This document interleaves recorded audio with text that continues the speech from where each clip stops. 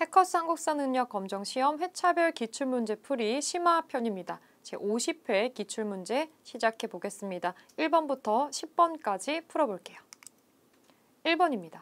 가 시대의 생활 모습으로 옳은 것은 공주 석장리, 이거 보자마자 바로 시대를 아실 수도 있는데 힌트죠. 남한 최초로 가 시대의 유물인 찌개, 그리고 주먹도끼, 주먹도끼가 결정적인 힌트죠. 뗀석기가 출토되었습니다. 뗀석기. 이번 발굴로 우리나라에도 가 시대가 존재했다는 사실이 입증되었습니다. 실제로 대한니우스라고 하는 실제 사료에서 보고 나온 뉴스 장면입니다. 여기 보니까 공주 석장리, 주먹도끼, 뗀석기가 등장을 하고 있습니다. 이 시대는 구석기가 되겠죠. 구석기 시대의 생활 모습으로 옳은 거 골라보겠습니다. 반달돌칼로 벼를 수확하였다. 구석기 아니죠? 이거는 청동기입니다. 청동기. 왜 석기인데 돌칼인데 석기시대가 아니라 이 청동기로 넘어가느냐? 이게 제일 많이 헷갈리는 거죠. 반달돌칼. 이렇게 생긴 반달돌칼이 있는데 이렇게 끈을 끼워가지고 사용을 합니다. 벼농사가 시작되고 나서 벼에 이삭을 베는 농기구거든요. 그러면 이 벼농사가 시작이 되는 시기 청동기로 넘어가야 볼 수 있는 도구가 되겠습니다. 2번 주로 동굴이나 막집에서 거주하였다. 동굴, 막집. 막집은 정말 대충대충 지어서 금방 헐고 다시 짓고 할 수 있는 그런 집이라고 보실 수 있습니다. 답이 바로 2번이죠. 이동 생활을 하기 때문에 정석권 집을 만들지 않고 먹거리가 있는 데를 찾아서 계속해서 떠나기 때문에 동굴이나 벼랑이나 아니면 이 막집에서 거주를 했다. 절벽 밑이나 이런 걸로 확인을 해볼 수가 있겠습니다. 이게 구석기고요. 3번 거푸집을 이용해서 청동 무기를 제작하였다. 이거는 청동기 후기부터 뒤에 철기 시기까지 이어지는 특징이 되겠고요. 거푸집. 여러분들 얼음 얼릴 때 무슨 틀에다가 넣고 부어서 만들죠? 그런 틀, 거푸집 그런 거 연상해 주시면 되시겠고요. 4번 빗살무늬 토기. 이렇게 생긴 토기를 보신 적이 있으실 겁니다. 이 토기 제작하는 거 식량 저장하였다. 신석기고요.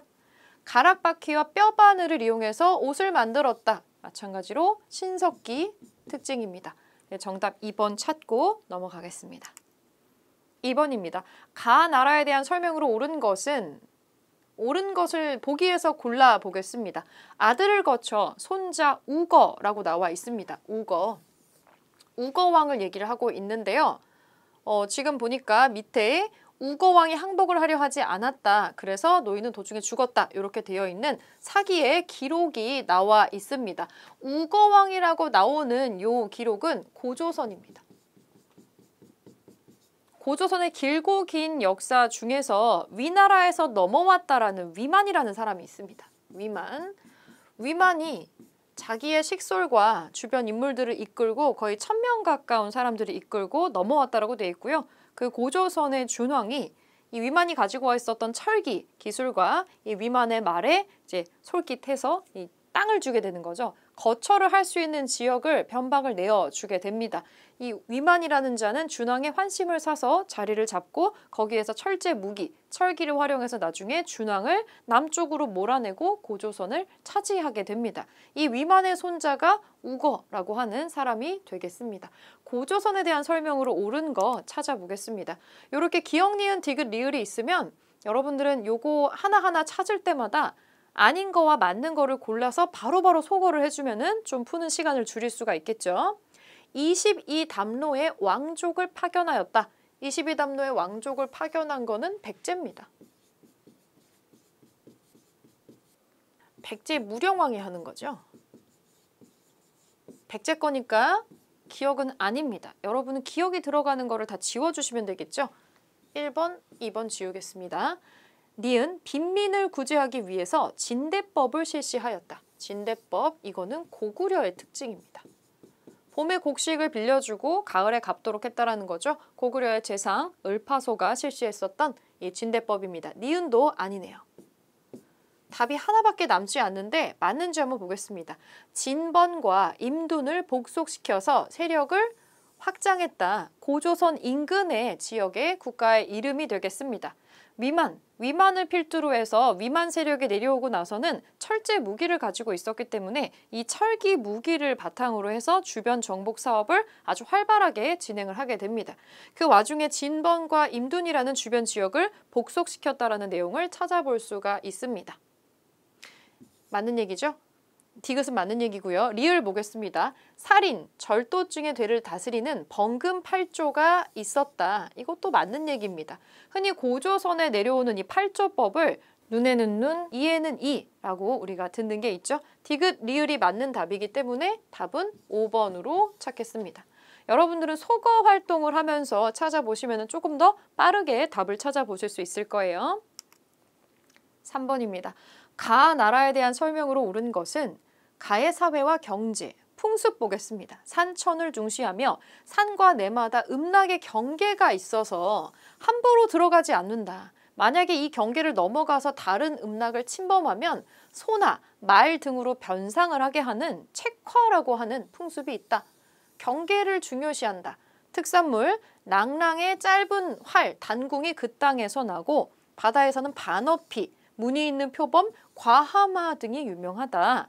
단궁, 과하마, 반어피 세트로 항상 묶여서 나오는 특산품이죠. 이 국가는 동예가 되겠습니다. 동예에 대한 설명으로 옳은 것을 골라보겠습니다. 신성 지역엔 소도가 존재하였다. 이 소도 안에는 천군이라는 제사장이 있죠. 이거는 삼한의 특징입니다. 정사함에 모여서 재상을 선출하였다. 정사함이라는 큰 바위에 모여서 중요한 귀족 회의를 합니다. 이거는 백제의 특징입니다. 백제, 읍군이나 삼로라는 지배자가 있었다. 이것이 여기 특징으로 볼 수가 있겠죠. 읍군이나 삼로라는 지배자가 있었습니다. 동예에 3번으로 답을 찾고요. 12월에 영고라는 제천 행사를 열었다. 이거는 부여의 특징입니다. 부여. 도둑질한 자에게 12배로 배상을 하게 하는 이런 법을 가지고 있었다. 이거는 부여, 고구려에 모두 해당하는 말입니다. 일책 12법이라고 있었죠. 이렇게 체크해 주시고 답은 3번입니다. 4번 밑줄 그은 왕에 대한 업적 설명으로 옳은 것은 이 왕이 누군지 한번 보겠습니다. 용이 검은 옥대를 바쳤다. 이 왕이 놀라고 기뻐서 오색 비단과 금옥으로 보답하고 사람을 시켜서 대나무를 베어서 바다로 나오자. 여기 나오고 이 왕이 가문사, 힌트 나오네요. 가문사라는 절이 있고요. 행차에서 돌아와 그 대나무로 피리를 만들어서 보존을 했다. 이 피리를 불면 적병이 물러가고 병이 낫고 가뭄이 오면은 비가 오고 비가 오면은 또 줄어들기도 하고 바람이 잦아들고 파도가 평온해졌다. 이 피리의 이름을 만파식적이라고 부르고 국보로 삼았다. 네, 만파식적 이야기가 나오고 있습니다. 신비로운 이야기 삼국유사에 실려있는 내용이 되겠고요. 가문사라는 사찰과 만파식적이라는 피리에서 우리는 이 왕이 신문왕인 것을 알 수가 있습니다. 신문왕. 어떻게 알 수 있냐면 가문사, 은혜에 감사하고 보답한다는 절이에요. 신문왕이 아버지였던 문무왕을 위해서 만든 사찰입니다. 문무대왕은 죽어서 동해의 용이 되어서 바다를 지키고 신라를 지키겠다고 유언을 남겼던 사람이죠. 그래서 죽고 나서 이 시신을 땅에 묻지 않고 화장을 해서 뼈가루를 바다에 뿌렸다라고 되어 있습니다. 수중릉이라고 알려진 데가 지금도 관광지로 유명하죠. 저기 동해 내려가시다 보면 대왕암이라는 데가 있습니다. 실제로 바다에 떠있는 조그마한 돌섬처럼 생긴 곳인데요. 그 인근에 가문사라는 사찰 자리가 가문사지라는 자리가 남아있고 정말로 여기는 실제로 동해의 용이 된 문무왕이 왔다 갔다 할 수 있게 건물 밑에가 뚫려있는 통로들이 있습니다. 그래서 실제로 이 역사적인 내용이랑 맞춰볼 수가 있었고요. 이 문무왕의 아들이 신문왕입니다. 그리고 신문왕 때의 만파식적 스토리가 전해져 내려오고 있죠. 자, 신문왕의 업적으로 옳은 것을 골라보겠습니다. 병부와 상대 등을 설치했다. 뭔가 국가적인 초반의 모습을 정리하는 모습이네요. 이거는 버풍왕입니다. 버풍왕은 율령을 반포하기도 했죠. 그리고 이 관청을 설치하고 관청을 관리할 최고 이 귀족의 대표자들을 선출하는 그런 역할도 맡아서 하게 됩니다. 기틀을 다지고 있죠. 버풍왕. 2번 이사부를 보내서 우산국을 복속하였다. 이거는 지증왕이 하는 일입니다. 지증왕. 3번 마립간이라는 칭호를 처음 사용하였다. 이 신라가 거서간, 차차웅, 이사금, 마립간, 왕 이런 식으로 왕을 부르는 호칭이 조금씩 달라졌던 시기가 있는데요. 이 마립간을 처음 쓴 왕은 뇌물마립간, 뇌물왕이라고 해도 됩니다. 여기 시기부터입니다. 자, 요거 지금 다 아니죠? 우리가 찾아야 되는 왕이 아닙니다. 4번 매소성 전투에서 당의 군대를 격파를 하고 삼국 통일을 완성한 사람. 신문왕의 아버지였던 사람입니다. 이 사람은 문무왕입니다. 문무왕, 요것도 아니네요. 5번 볼게요. 김흠도를 비롯한 진골 귀족 세력을 숙청하였다라고 나옵니다. 이게 정답입니다. 김흠돌의 난이라고 기록이 되어 있는 사건이 있습니다. 신문왕의 장인입니다. 진골 귀족이고요. 진골 귀족의 세력을 누르는 활동을 주로 했는데 요거 말고도 노급을 폐지했다라고 하는 업적이 또 나오기도 하거든요. 이 노급이 진골 귀족에게 상당히 힘을 실어줬었던 제도입니다.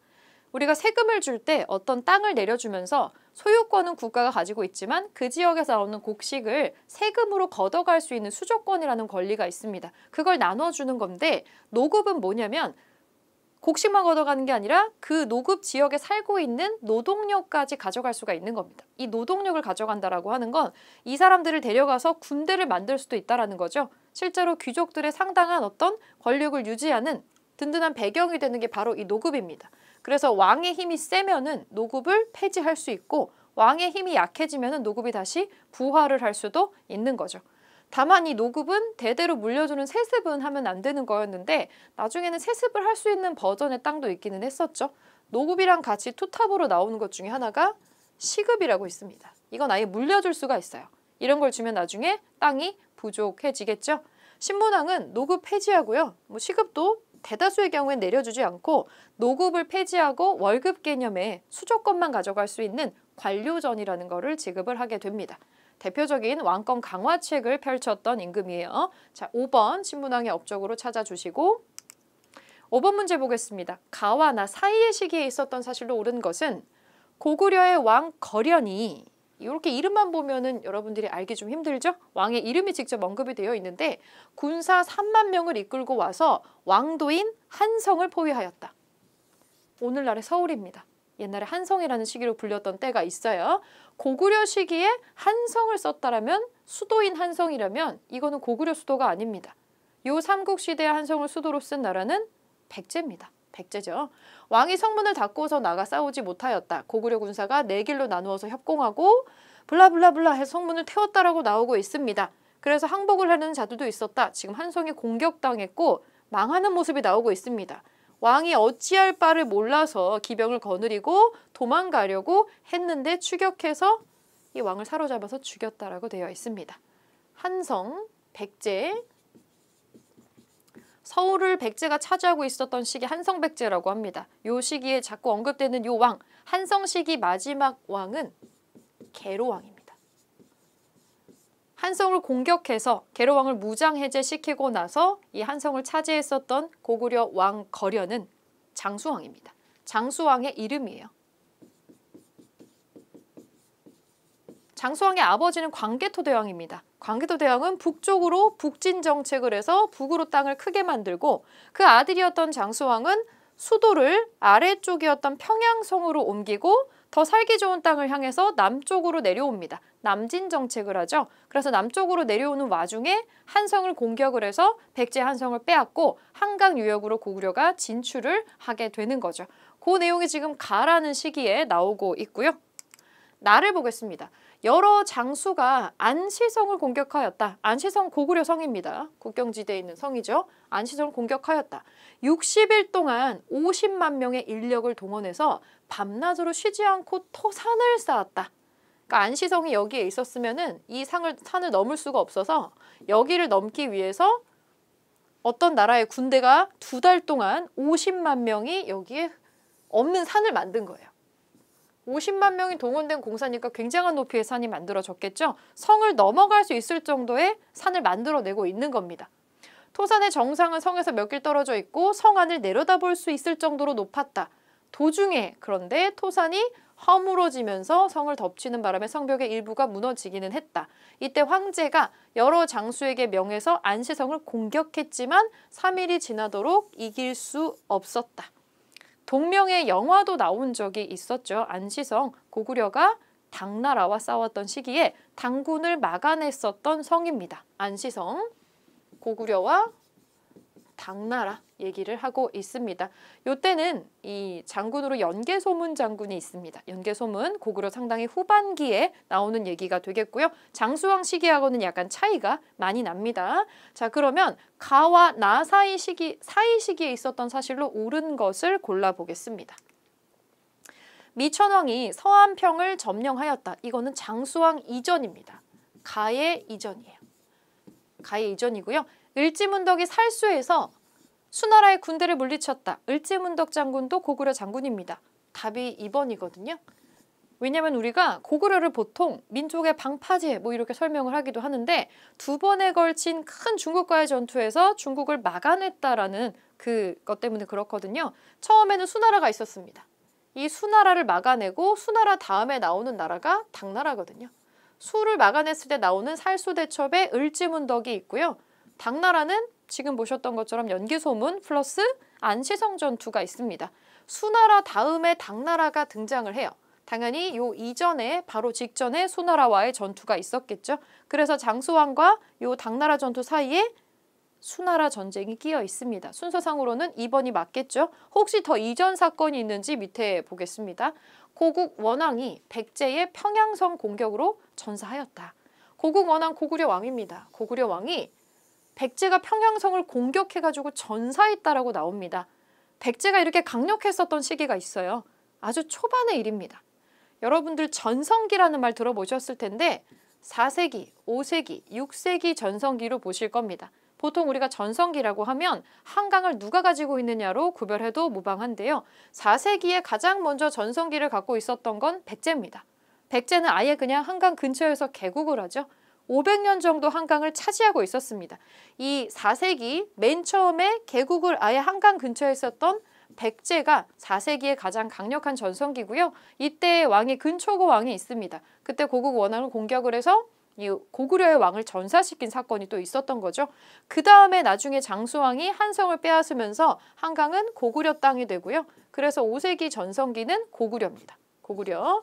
하지만 나중에 마지막에 한강을 차지하고 삼국을 통일하는 것은 신라이기 때문에 6세기는 신라의 전성기라고 볼 수가 있겠습니다. 이렇게 언급이 되는 거고요. 이것도 가의 이전이겠죠? 가의 이전입니다. 관구검이 이끄는 위의 군대가 고구려를 침략을 하였다. 요거는 여기랑 상관이 없는 얘기죠. 요거랑 상관없는 얘기고요. 광개토 대왕이 군대를 보내서 신라에 침입한 외를 격퇴하였다. 광개토 대왕은 장수왕의 아버지이기 때문에 이거보다 이전 시기가 될 겁니다. 가의 이전으로 살펴볼 수가 있겠습니다. 정답은 아예 당나라 직전에 있었던 수나라와의 전투를 언급한 2번이 되겠습니다. 6번 보겠습니다. 가 나라에 대한 설명으로 옳은 것은 문화재청이 김해 대성동, 사실은 김해 대성동에서 이 나라가 어딘지 바로 나옵니다. 김해 대성동, 고분에서 출토된 목걸이 3점에 대해서 보물 지정을 예고했습니다. 이 유물은 김수로왕, 2번째 특징 나오죠. 건국했다고 전해지는 이 나라의 수준 높은 공예의 기술을 보여줍니다. 김해 대성동, 김수로왕, 가야입니다. 가야 중에서도 초창기 가야 연맹을 이끌었던 금관가야가 되겠습니다. 금관가야에 대한 설명으로 옳은 거 보겠습니다. 골품에 따라서 관등 승진에 제한이 있었다. 태어날 때부터 정해진 어떤 신분 레벨이 있었다라는 거죠. 골품제라고 합니다. 골품제. 이건 신라입니다. 왕이 되는 성골이 있고요. 성골 다음에 진골이 있고 진골 다음에 육두품이 있습니다. 요렇게 성골, 진골, 육두품 여기에 따라서 살 수 있는 집의 크기라던가 이런 것도 다 정해져 있었죠. 신라에만 있었던 독특한 신분 제도입니다. 골품제. 2번 만장일치제로 운영된 화백회의가 있었다. 이것도 신라의 특징이죠. 신라. 여러 가들이 별도로 사출도를 주관하였다. 이거는 부여의 특징입니다. 부여. 4번 박석김의 삼성이 교대로 왕위를 계승하였다. 이것도 신라의 특징이네요. 박혁거세의 석탈의 김할지로 나오는 시조들이 있죠.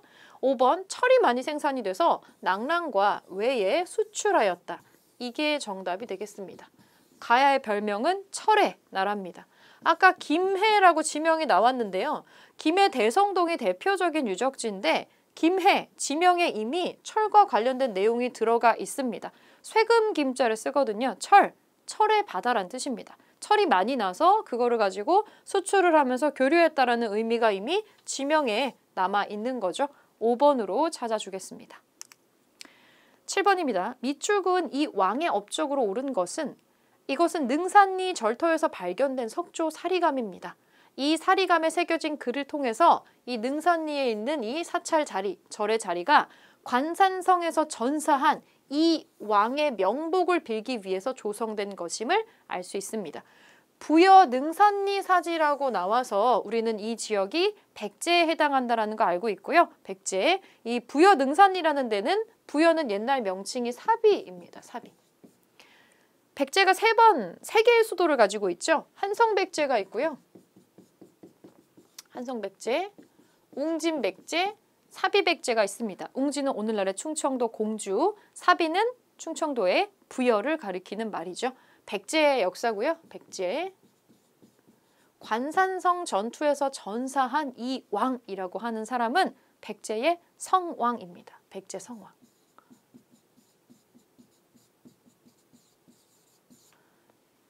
한성시대 마지막 왕은 계로왕입니다. 계로왕이 한성을 빼앗기고 거기서 사망을 하게 되죠. 그리고 간신이 다시 백제를 일으키기 위해서 웅진으로 수도를 옮깁니다. 그 밑에 있었던 문주왕이 밑으로 수도를 옮겨서 웅진에 가서 공주에서 다시 한번 시작을 하게 되는데 여기에서 다시 한번 백제의 기틀을 다져가면서 나라를 다시 한번 정비한 사람이 무령왕이라는 사람이 있습니다. 그래서 오늘날의 공주 지역에 가면은 웅진백제를 대표하는 문화유산으로 무령왕릉이 있습니다.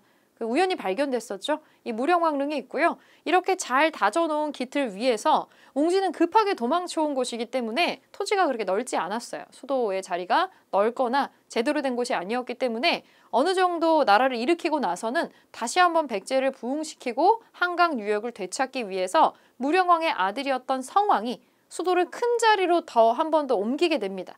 그게 사비가 되겠죠. 사비, 오늘날의 부여입니다. 그리고 그곳에서 다시 한번 백제를 부흥시키기 위해서 여러 가지 활동을 하게 되는데 고구려 군대를 쫓아내기 위해서 신라하고 연합을 하죠. 신라랑 연합을 해서 한강 유역을 일시적으로 되찾습니다. 원래의 약속은 그때 당시에 연합을 했을 때에는 우리가 진흥왕이랑 같이 이걸 했었어요. 신라의 진흥왕과 성왕이 연합을 해서 만약에 한강을 다시 차지하게 되면 하류의 지역을 너희에게 주겠다. 이런 식으로 약속을 했는데 진흥왕은 한강의 하류 지역만 차지할 생각이 없었죠. 고구려 군대를 무찌르고 나서는 약속을 깨고 한강 전체를 차지하게 됩니다. 여기에 대단한 분노를 느끼고 신라를 응징하려고 했지만 오히려 그 전투에서 도리어 이 왕이 전사를 하게 되는 거죠. 백제 성왕은 이 전투에서 전사를 합니다. 관산성 전투가 되겠죠. 네, 백제의 성왕입니다. 이분의 업적으로 맞는 것을 골라보겠습니다. 익산의 미륵사를 창건했다. 이거는 무왕의 일입니다. 선화공주 스토리로도 유명한데 백제 수도가 익산 지역이 4번째 수도였다라는 얘기가 있어요. 그래서 지금 유네스코 세계문화유산 유적에도 같이 익산 지역이 묶여 있는데 한성이 있고 웅진이 있고 사비가 있고 오늘날의 익산이 있는 거죠. 오늘날 명칭으로는 부여, 공주, 여긴 서울이겠죠. 이런 식으로 수도가 나뉘어 있습니다. 현재 여기에 해당하는 8개의 유적지를 묶어서 유네스코 세계문화유산으로 지정이 되어 있습니다. 보통 여기만 많이 알죠. 이쪽만. 근데 백제 역사가 전부 700년이고요. 700년 중에서 약 500년 정도가 원래는 한성시대입니다. 그리고 여기 웅진, 사비, 익산의 시대를 다 합쳤을 때 약 200년 정도가 나와요. 사실은 여기에 2배 이상이 원래는 한성시대 역사가 있는 거죠. 참고해 주시고 동진으로부터 불교를 수용했다. 초반의 임금이 되겠죠. 초반의 왕이니까 이거는 침류왕입니다. 침류왕. 윤충을 보내서 대야성을 함락시켰다. 요거 마지막 왕이었던 의자왕에 해당되는 내용이 되겠고요. 고흥에게 석이라는 역사책을 편찬하게 했다. 가장 강력하고 잘 나갈 때 역사책을 보통은 만들려고 하겠죠. 그래서 진흥왕도 영토를 확장하면서 거칠부라는 학자에게 역사책 국사를 편찬하게 했다라는 기록이 있습니다. 자, 백제에서 고흥에게 서기를 편찬하게 했던 거는 전성기였던 시기에 근초고 왕입니다. 근초고 왕. 5번 보겠습니다. 진흥왕과 연합을 해서 신라의 진흥왕과 합심해서 한강의 하류 지역을 되찾았다. 5번이 되겠죠. 5번이 성왕의 업적이 되겠습니다. 8번 보겠습니다. 가국가에 대한 설명으로 옳은 것은 남북국 시대를 열다. 이 남북국 힌트 1번이죠. 동모산, 요서에서 격돌을 했다. 당나라의 등주를 공격했다. 두 번째 힌트, 일본의 국서를 보내서 고려 국왕이라고 칭했다. 이건 여러분이 알고 있는 그 고려가 아니라 고구려를 뜻하는 단어입니다. 남북국이라는 단어가 나오는 거 보니까 또 동모산이라는 거 보니까 이 국가는 발해입니다. 발해에 대한 설명으로 옳은 것을 골라보겠습니다. 구서당 10정의 군사 조직을 갖추었다. 이거는 통일신라입니다.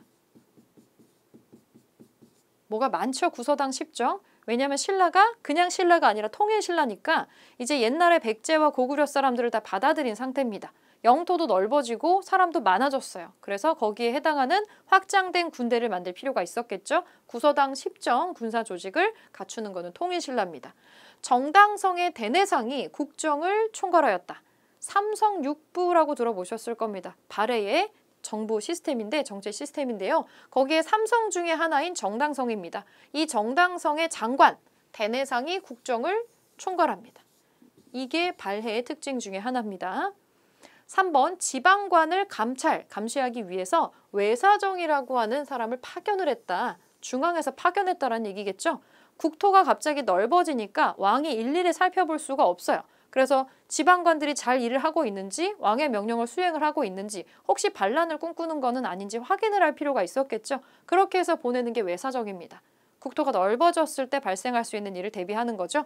통일신라입니다. 4번 위화부 등 13부를 두어서 행정 업무를 분담하였다. 행정 업무를 분담할 정도로 영토가 넓어졌다고 생각해 주시면 되고요. 이것도 통일신라입니다. 5번 마진이라는 국호와 무태라는 연호를 사용하였다. 마진, 후고구려입니다. 궁예의 후고구려죠. 마진 플러스 태봉이라고도 국가 이름을 한번 바꾼 적이 있습니다. 이거 참고해 주시고 정답 2번입니다. 9번 보겠습니다. 가 인물에 대한 설명으로 옳은 것을 보기에서 고른 것은 가는 상주 가은현 사람이다. 왕의 총애를 받던 측근들이 정권을 마음대로 휘둘러서 기강이 문란해졌다. 상황이 지금 굉장히 혼란스러워요. 어떤 혼란스러운 시국을 언급을 해주고 있고 이에 가라는 인물이 몰래 왕위를 넘겨다보는 마음을 갖고 드디어 무진주를 습격해서 스스로 왕이 되었다. 서쪽으로 순행해서 완산주에 이르니 그 백성들이 환영하였다. 삼국사기에 나오는 내용입니다. 이거 뭐냐면 무진주 오늘날의 광주입니다. 광주, 저기 아랫동네 광주고요. 완산주는 전주입니다.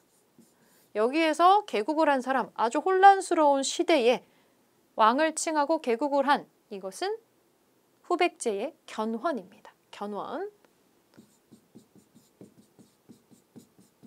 통일신라가 나중에 다시 세 개로 쪼개지죠. 그래서 백제를 계승했다라는 후백제와 고구려를 이어받았다는 후고구려, 그리고 다시 조그마해진 신라가 이렇게 다시 후삼국을 이루게 됩니다. 자, 후백제를 세운 견훤에 대한 설명으로 옳은 것을 골라보겠습니다. 후당 5월에 사신을 파견하였다. 정당성을 입증하고 주변 국가하고 돈독한 관계를 맺어야겠죠. 특히 중국과의 관계를 통해서 이 국가가 정식 국가로 인정받는 거 중요했을 겁니다. 아주 신경 써서 후당과 5월에 사신을 파견하는 거 맞습니다. 요거 후백제의 견훤이 했었던 일 맞고요. 기억이 들어가지 않는 거 지워보겠습니다. 광평성을 비롯해서 각종 정치 기구를 마련했다. 광평성. 이거는 후고구려입니다. 후고구려에서 궁예가 하는 일입니다. 궁예가 만들었던 정치기구 중에 대표적인 게 광평성이라고 있습니다. 니은은 아니겠네요. 그럼 니은을 지워버리면 답이 하나밖에 남지가 않는데 보겠습니다. 신라의 금성을 습격해서 경혜왕을 죽게 하였다. 맞죠? 경혜왕을 살해합니다. 여기에 대단한 공포를 느끼고 경혜왕 다음에 그 뒤를 이어받은 경순왕은 보다 평화적이고 이 신라 사람들을 제대로 돌봐줄 것으로 생각한 훗날의 고려, 그 태조 왕건에게 귀순을 하게 되죠. 자, 요거 맞는 얘기죠? 그래서 2번이 정답입니다. 정계와 계백요서를 지어서 관리의 규범을 제시하였다. 이거 태조 왕건이 한 일입니다. 이렇게 정답 2번으로 찾아주고요. 10번입니다. 다음 장면에 등장하는 왕에 대한 설명으로 옳은 것은 네, 몸은 비록 궁궐에 있지만 마음은 언제나 백성에게 있다. 지방 수령들의 눈과 귀를 빌려서 백성들의 기대에 부합하고자 한다. 그래서 12목 제도를 본받아서 시행을 할 거다. 지방관을 파견한다라는 얘기입니다. 지방관 12목이라고 나오는 거 보니까 이분은 고려의 성종입니다. 성종의 업적입니다. 성종의 업적, 설명으로 옳은 거 골라보겠습니다. 천수라는 독자적인 연호를 사용하였다. 이거는 태조 왕건입니다.